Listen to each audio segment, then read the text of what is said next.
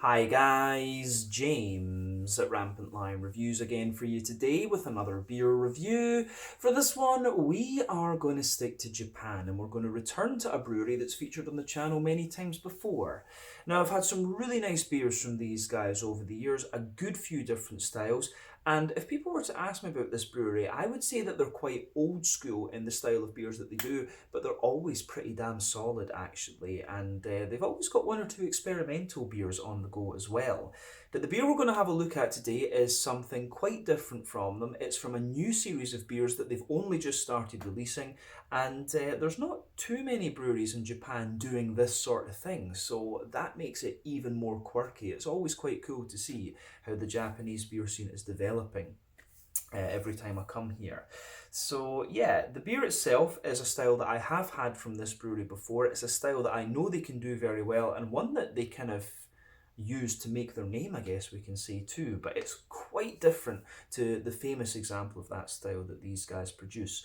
So needless to say, I'm really curious to see what this one's going to have in store for us. Hopefully it's another good beer. Hopefully it makes for an interesting review, and as always, I hope that you guys watching enjoy my take on this one as well. So yeah, for this review then, we are going to stick to the Osaka area where I am most often when I'm here in Japan. We're going to go a bit to the north of the city to Minoh, which is very pretty and a place that I do recommend you visit.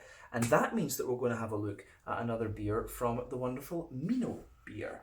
So this beer comes from their new Baton series. This is Baton number 5. It comes in at 9.5% ABV, and this one is a fodder aged and local green pepper containing Imperial Stout, 9.5% ABV. So yeah, this should be very, very nice and really quite interesting. This is yet another beer that I picked up at liquor shop Asahiya in Taishibashi Emaichi here in Osaka. Wonderful little beer shop that's been on the go for many years now, run by Koji and his daughter Rika, although Rika is doing most of the stuff these days because Koji is getting a little bit older and he got sick a couple of years ago. But yeah, I'll put the link to their Facebook and Instagram in the video description for you below. And if you find yourself in Osaka, do go and see what these guys have got. Great selection of Japanese beers and interesting American, European, German and Belgium stuff as well. So yeah, definitely worth checking out if you're here, and you'll find things like this from them as well. So yeah, let's crack on then and see what this beer is going to have in store for us. Always cool to try new things from Minoh, who were one of the first Japanese craft breweries that I reviewed for you here on the channel. So yeah, as always with my reviews then, I'll tell you a little bit about the brewery before we taste the beer. If you want to get straight to the tasting though, just fast forward. All the usual links can be found in the video description below. That's the brewery website, the link to my other reviews that I've done from Minoh Beer before, and we will no doubt add more to that list at some point in the near future. But there's all the usual social media down there. If you want to see more reviews, do please consider subscribing to the channel. The support that you give is massively appreciated. And remember, you can go into the channel homepage and search for beer using the geography tagging system. So just go in there, use the little search bar, put in your hometown, state, county, province, whatever you like. If I've reviewed beers from the area that you search for, they will pop up. Failing that, you can check out the playlist of beers from different countries. You'll find this one in the Japanese playlist along with a number of other things, and that's being added to quite regular at the moment because I am based out in Asia these days. And yeah, make sure you check out the playlist of beers from other countries as well, because there are some very, very interesting things on the channel these days. But yeah, let's go on to my brewery notes then, and I'll tell you a wee bit about Minoh Beer then. So, Minoh Beer, as I've mentioned to you already, are from Minoh in Osaka, which is about 15 kilometers to the north of the main part of the city. I guess maybe 15 k's north of Umeda or Namba. I'm not 100% sure, but still a little bit to the north. But this area of Osaka is really famous for the Meiji no Mori Minoh Quasi-National Park, which is one of the oldest in the whole of Japan. And as we know, Japan is a very old country, so if you find something that is the oldest, it's pretty damn old.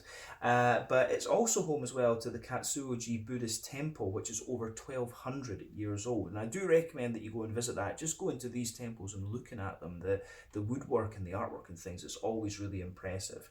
But what you'll often find on the Minoh beers is a monkey symbol, and the monkey symbol is a reference to the local monkey population, the Osaru monkeys. you'll find in this national park. They like to bathe in the natural hot springs and stuff like this too. But to go to the Minoh Beer Company itself, the Minoh Brewery was established back in 1996, and it's owned by the Oshita family, who had run an alcohol shop for about 30 years prior to opening the brewery. But apparently one evening the family went for dinner, and on the way home, Papa Oshita, Masaji Oshita, pointed to a building and said that they would be brewing beer in there soon. And it turned out that he had bought a brew kit from down in New Zealand, and he had rented out the building. So the brewery apparently had an uphill struggle when they started, because many of the little Jibiru breweries that began opening in the early 90s, from about 1993 onward, they were going bust, and popular opinion about Jibiru wasn't really great, because the little breweries that were opening up could not match the quality of the imported beers for the same price. You know, they just couldn't do it. So out of all the Jibiru breweries that started up, there were a good number that just died and ceased to exist. But there are still some of those original Jibiru breweries on the go today. But Minoh have gone on to be one of the most decorated craft breweries in Japan. And like I say, they do some really nice kind of old school style beers, as well as some more kind of modern experimental stuff. But in 2012, Masaji Oshita passed away, unfortunately, and the brewery is now run by the family's 3 daughters. So Kaori had been appointed by her father to be the brewer, and she trained initially at a brewery over in Kobe before going to the National Research Institute of Brewing in East Hiroshima. And Kaori says that she actually learned a lot on the job and is constantly tweaking her recipes to get the best out of the flavours. But she credits Nakanishi of Isakadoya over in Ise in Mie Prefecture, great brewery as well, incidentally. She credits him as having been a great mentor to her. But in 2000, Mayuko joined the company, having freshly graduated, and she helped her sister with the brewing and the brewing, bottling and labelling, basically everything that was going on. So the third sister, Nozomi, joined the company in 2010, and she manages the office side of the brewery. So yeah, all 3 of the sisters are involved in this family business. But a little bit later in 2015, they invested in a new bottling machine, and they opened the Minoh Beer warehouse in Minoh itself. And these guys also run the Beer Belly pubs in Osaka. I think there's 2. I know there's 2. There's one at Tenma, and I forget where the other ones are, but I'm sure there was 2 or 3 of these once upon a time. I think there's still 2 left, and then also you've got the Minoh Beer warehouse.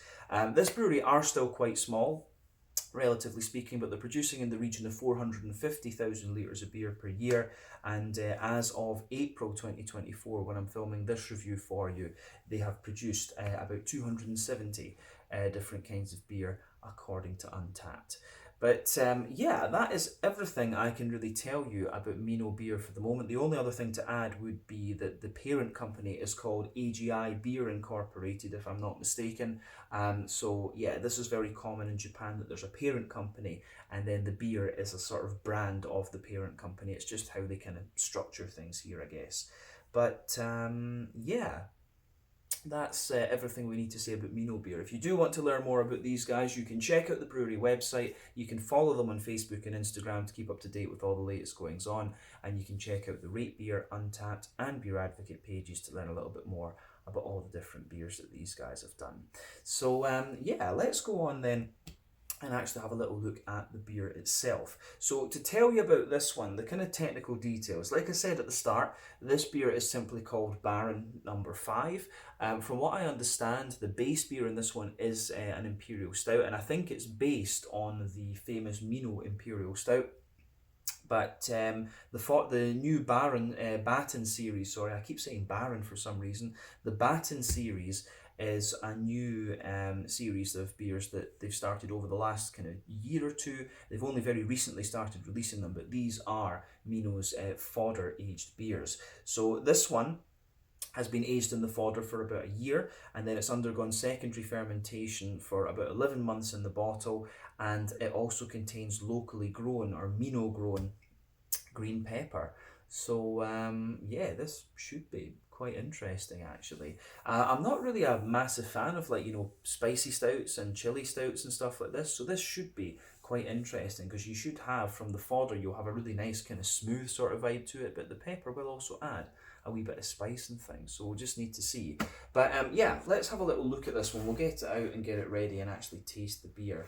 So yeah, you can see with this one, if you look at the bottom there, you can see it's got a nice bit of kind of signature at the bottom of the tube there. I should have put that on the front actually when we were filming it, but there you can see Baton with the tape. Like some of the you know, if you go around it, some of them are missing bits of the letters and stuff like that. Not sure exactly why that is. But there you can see on the top, Baton beer number 5. So it's a 375 milliliter bottle.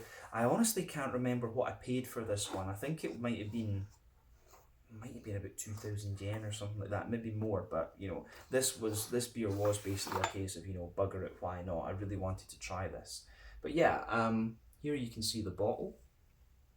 Kind of quite interesting, very sort of abstract artwork, if you like, on this one. It's got a little top label as well, which looks very nice. Just let the camera zoom in on that. There you go. So yeah, I think what it says on the side of the bottle here is pretty much what is on the Untappd page, which I translated beforehand. It explains what the Baton series is and what this beer actually is. The thing with Japanese, of course, is you have to read it from right to left, and you read down the way. That's the big thing. So yeah, my Japanese is okay, but you know, I really need to get better at learning the kanjis and stuff like that. I need to spend some time in the country and just learn the language basically. But yeah, 375 milliliter bottle, this one. Very nice. It's green glass actually, which I think is a little bit unusual for Minoh Beer, and just a plain silver bottle cap on this. But let's get it out into the glass and see what it's going to have in store for us. Oh, this is one of these ones I think that has the plastic cap. So yeah, nice little bit of smoke on the opening there. Not sure how well you guys are going to see that, but let's get the beer out into the glass and see what we have.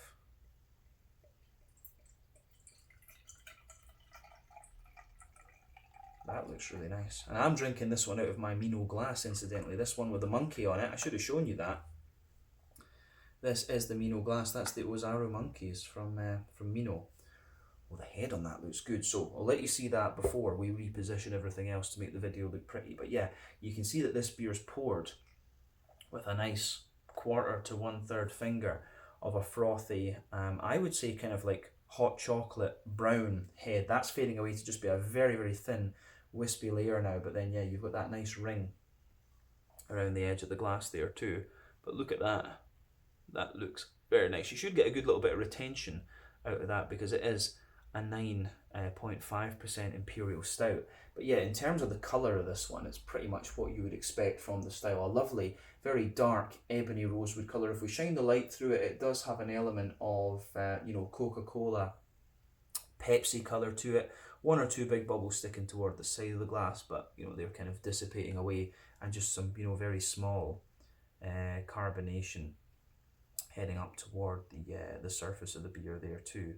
So yeah, it looks really, really nice, this one, and pretty much, as I say, what you would expect of the Imperial Stout. So yeah, nothing else we really need to say about the appearance of this one. I mean, remember, the colour of your beer depends on a few things. 1, the type of malts that you use. This goes a long way to determining your EBC rating. 2, length of your wort boil is also going to play a role, because the longer you boil the wort, the more the sugars caramelise, and thus you get a darker colour of beer. But any barrel aging that you do or adjuncts you put into the beer will affect its colour too. But in the case of black beers like Imperial Stouts and so on, it's actually quite difficult to affect these with adjuncts. I've only seen it done once, I think it was, by Puhasta in Estonia, when they used beets in one of their Imperial Stouts, and that thing was just crazy, to be honest with you. Really interesting beer. But yeah, we've got everything positioned nicely. I'm quite happy with that. So yeah, I think we can take a look at the aroma of this beer and just see what it's going to have in store for us. I'm really curious about this.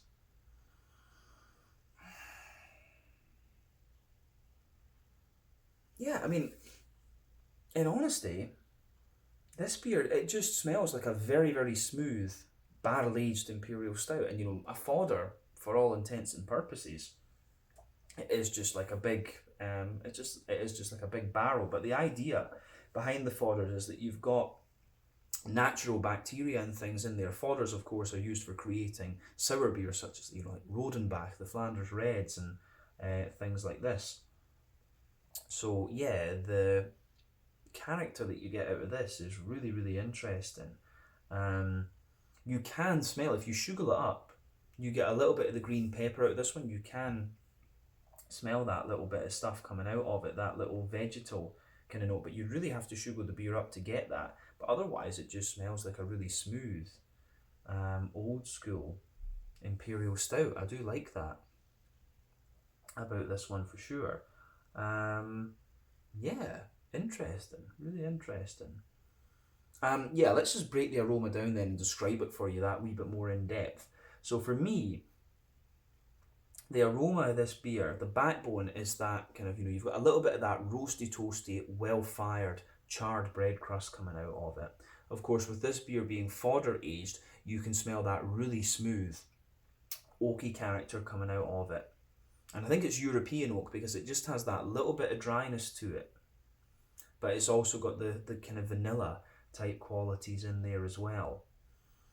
And remember, American oak and European oak, they're different tree species. The American oak ones have the spiky leaves, if I remember correctly, and the European oaks have the kind of curvy leaves. So, yeah, the aroma that comes out of this one is really, really nice on the woody side of things. But yeah, as I say, you've got a bit of that charred bread crust, but the wood kind of nullifies the kind of harshness of that.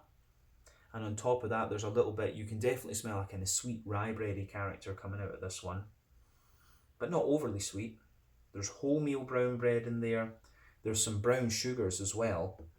And it's kind of a toasty, slightly leathery brown sugar. So remember, when it comes to making imperial stouts, some of the variables that you can play with, you can do a double mash, for example, which is going to give you the big sticky mouthfeel. You can barrel age them, which is going to take the mouthfeel down a little bit. Not so much in the fodders, in my experience, more with kind of like whiskey barrels or cognac barrels or whatever. You're going to sacrifice a bit of the mouthfeel to get those more infused flavours.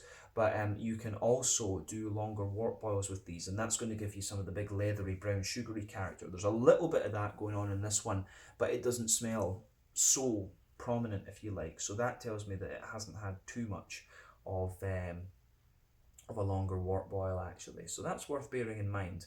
But yeah, on top of the brown sugars, you are getting little elements of like nuttiness coming out of this one. So the brown sugars, there's a bit of like leathery brown sugar in there, a bit of toastiness, but there's a bit of a sort of, pardon me, kind of hazelnutty type quality to this beer as well. Certainly getting wee elements of chocolate too, like it's a kind of sweet chocolate, a little mix of dark and milk, so maybe like a 50-60% cocoa chocolate. There's a wee bit of vanilla in there as well, and yeah, you also have this really nice little touch of, as I say, just woody, that little nutty, hazelnutty, almond, pecan-y sort of thing. There's a lot of nutty character to this one, but you really have to sugar the beer up to get this kind of green pepper character out of it. But normally the green pepper is something that comes out in here, and it's a little bit into the aftertaste that you'll get it. So yeah, interesting point to make about this one. I don't know if we really need to say much more about the malty, yeasty side of this beer actually. So I think we can look at the hoppy side of things and see what we've got. So on the green component, and this obviously being fodder aged, it's about 2 years old. This one, quite a bit of the hoppy character will have dropped out of this one. And imperial stouts are not the most hop forward style of beer anyway. But there's certainly a nice wee bit of earthiness to this one. There's a little bit of herbal character as well.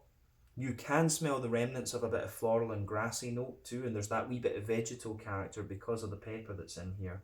But yeah, the green component really takes a bit of a back seat to the other things going on, to be quite honest with you.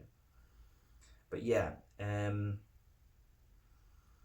fruity side of this one, there's not too much to report either actually. There's a little bit of like blackcurrant.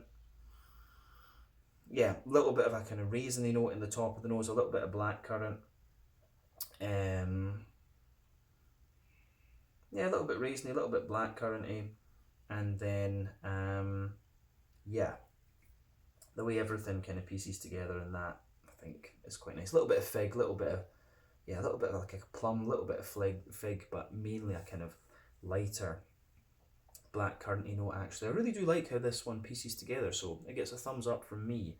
Yeah, as I always say, take a little bit of time to just enjoy the aroma of the beer before you get stuck into it, but I think it's about time that we taste this one then. So yeah, this is Baton, not Baron, Baton number 5, a 9.5% Imperial Stout from the Baton Fodder series of Minoh Beer. This one's also got some locally grown green pepper in it as well. So yeah, my very first beer from this series. Let's get stuck into it and see what it's all about. Slàinte, skål, cheers, kampai.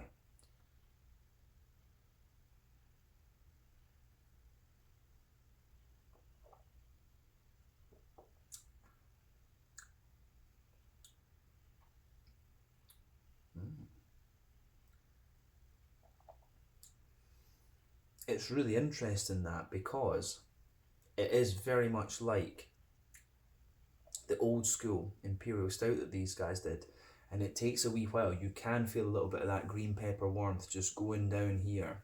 You can feel a little bit of that. But it's very subtle, very, very smooth Imperial Stout, this one. But this is a proper old school, like RIS type beer. No doubt in my mind about that, but really nicely done. So thumbs up to Minoh for this one.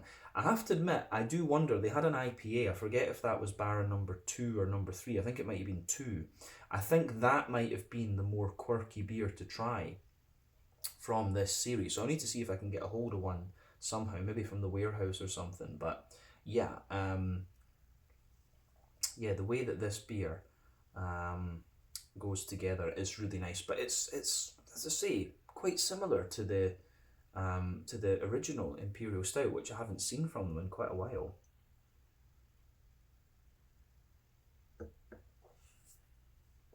But that said, I should probably say that the beer has the same vibe as that original Imperial Stout, but the more that you drink of this one, the more your palate is going to kind of it's showing you little elements of like wild ale and stuff like that in this one.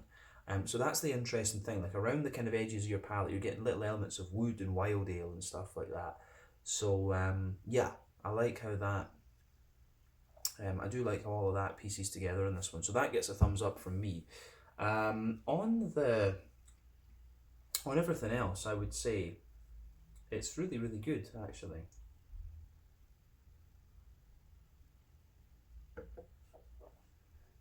I'd say, yeah, say generally, that's maybe not the right way to phrase it. A little bit tired when I'm filming this review, as I am with most of the ones in Japan. I'm usually staying up after the little guy's gone to bed to film these things.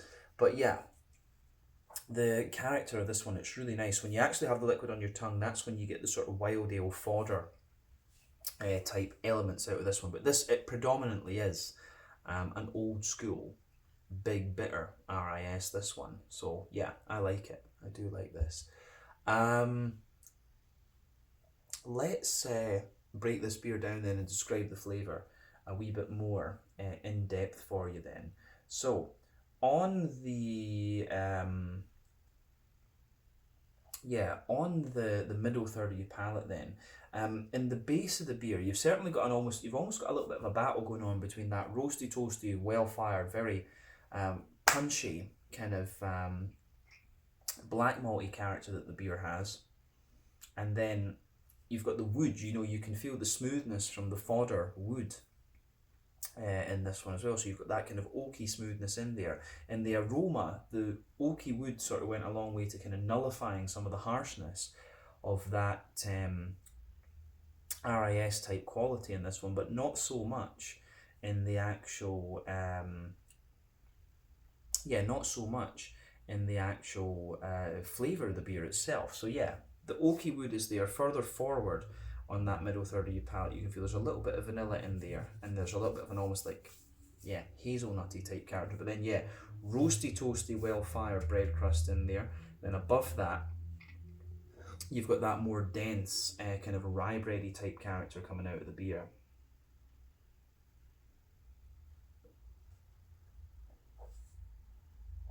So yeah, nice roasty, toasty, well-fired bread crust, a little bit of rye bread. As you go further up, you get a little bit of an almost kind of sponge cakey type thing coming out of this one, like a brown sponge cake or more of a kind of wholemeal brown bready character. And then above that, you're starting to get the chocolatey notes out of the beer. And the chocolatey character that you get in this one is like quite high percentage cocoa chocolate, 80-90%. And that's interesting as well, because that really didn't come across so much in the aroma. So this beer, the way the flavours come out in this beer does differentiate quite a little bit, or diverge quite a little bit from what you should expect, or what you would expect from the aroma. My English is terrible these days, brain is not working. But yeah, on top of the chocolatey layer, you can definitely feel there's a spectrum of chocolate in this one too. At the very back of that middle third of your palate, it's like 90% cocoa chocolate. And as you move further forward, it sort of mellows out a little bit to become kind of 70% cocoa chocolate. So yeah, the way that pieces together, I think, is really very, very nice. And remember that generally sweeter flavours come out further forward on the palate, darker flavours come out further back. Yeah, on top of the chocolatey layer then, you've got a layer of like kind of toasty brown sugars.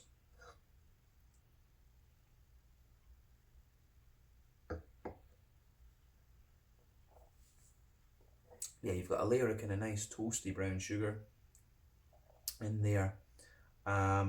There's a little bit of, in the middle, if you go down that middle line you turn, there's a little bit of a more kind of silky, leathery type brown sugar in there. Then in the dead centre of your palate, you have a sweet kind of oily caramel in this one. But this is a very dry, very bitter, roasty, toasty imperial stout, this one. And as I say, you just get little elements of the kind of wild ale character in this one. It does feel a little bit like,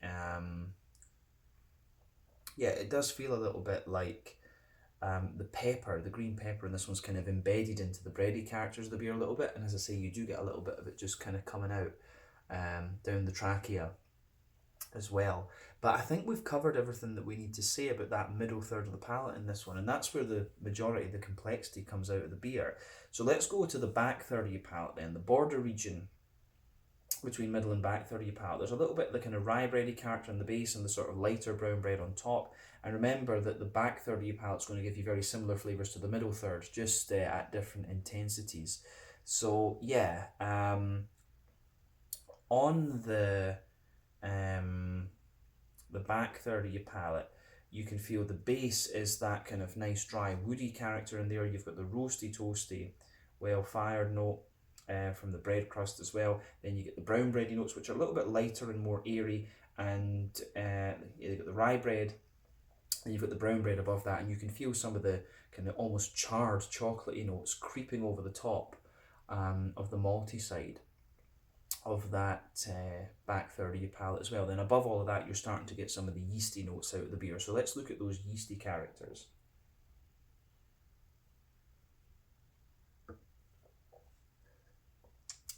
So yeah, the yeasty side of the beer for me, it has a little bit of like a dense, sweet, rye bready type character to it. As you move further out from the centre, it's got a wee bit more of a, yeah, it's got a little bit more of a kind of like grainy wholemeal brown bread, and then you do get a bit of the kind of bread crusty character around the edge, but all of that sits on top of the back third of the palate. And definitely, as I say, on the back third of your palate, you can feel the flavour is slightly taller, but then as you move further forward into the middle third of your tongue, it just kind of condenses down and sort of squashes together. But all in all, the flavour of the beer on the palate with this one doesn't feel all that tall. You can feel it's quite a compressed flavour. I often think you can feel like the height of a flavour almost in your palate. And definitely this beer feels as if the flavours are just a bit more kind of squashed down together. I don't know if that's because of the fodder, and it's not often actually that you come across like a fodder aged imperial stout. That's quite an unusual thing actually. So yeah, that's worth bearing in mind when it comes to this one. But yeah, I think on the malty and yeasty side, we've said everything we need to. So if we go to the hoppy side of the beer, you can definitely feel from the smoothness on the edge of your palate that a lot of the hoppy character has kind of dropped out of this one. but the remnants are still there. So in the back corners of the palette, you've got a nice little bit of earthiness in there for sure. And as you move further forward, it gives you a little bit of herbal character. But yeah, as you move further and further forward, you can feel the remnants of a floral note and a grassy note in there. But yeah, the way that all of that pieces together, I think, is quite nice. It just adds a little bit more depth to the beer. And obviously, you could age this one a little bit more, and that hoppy character would drop out even further. So yeah, that's worth bearing in mind with this one for sure.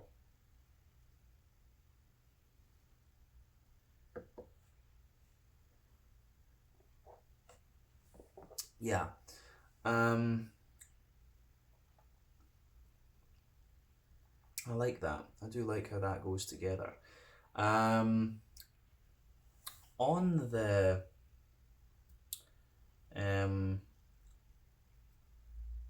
I think that's everything we need to say on the hoppy side of things. So let's look at the front third of your palette then, just to round off the tasting section. So the border region between front and middle third of your palette, you get the nice little bit of brown bread in the base, like rye bread, and then you've got the white, the kind of more wholemeal brown bread above that. Then the base is like a kind of woody type character as well. Yeah, the woody type character, that's the woodiness that's in this one. It's a little bit drier almost, and on the front 30 palette, which is quite interesting. So you've got the charred bread crust, the rye bread, the wholemeal brown bread. Then above that, you've got the nice. You do have the nice oily bubble in there too. So yeah, I like how that goes together in this one for sure. So let's look at the fruity side of the beer then, because that's quite interesting too, because you are getting little bits of like fruitiness out of the wild ale character this beer has, and it's a very slight wild ale character, this one. This is by no means one of these kind of unusual like wild stouts or whatever. It's just very slightly. It's really, 95, it's like 95% or 99% RIS with just like 1 or 2% wild ale character. So let's look at that.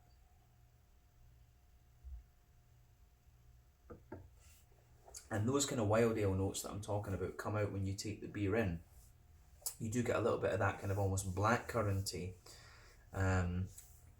flavour coming out of the beer. So yeah, on the fruity side of this beer, when you take it in at the back of that front third of your palate, you've got a little bit of like plum. I wouldn't go as far as raisins, it's not very sharp, so there's a bit of plum in there. As you move further forward into the middle of that front third of your palate, it's a little bit sort of, there's a little touch of fig, but then yeah, the thing that's going to really linger there into the aftertaste is more of a kind of black curranty sort of thing. I would be curious to know what hop had been used in this beer, if it was, Galena is a very popular one in the American Imperial Stouts, but obviously Fuggles is a very popular one for the English Imperial Stouts, and I really don't know which one Minoh would be more likely to use in all honesty. But yeah, as I say, bit of plum, bit of fig, and then kind of black curranty sort of thing. But the impact flavours that you're getting are the sort of wild ale characteristics. But I mean, all in all, this is a really interesting beer actually. It is, pardon me, very much a similar vibe to their original Imperial Stout that won them a hell of a lot of awards. But I like it. I do like this one. I think probably they'll get in the number 2 IPA might have been the more quirky beer to try out of the 2 that were released. These were released. I bought this one the last time I was in Japan back in February of 2024, but I just didn't get around to reviewing it. So yeah, this is quite an interesting one. I'll need to see if I can get a number 2, because I think that would be quite quirky. But yeah, I think that's everything we need to say about the flavour. Let's round off the review with a wee look at the mouthfeel then.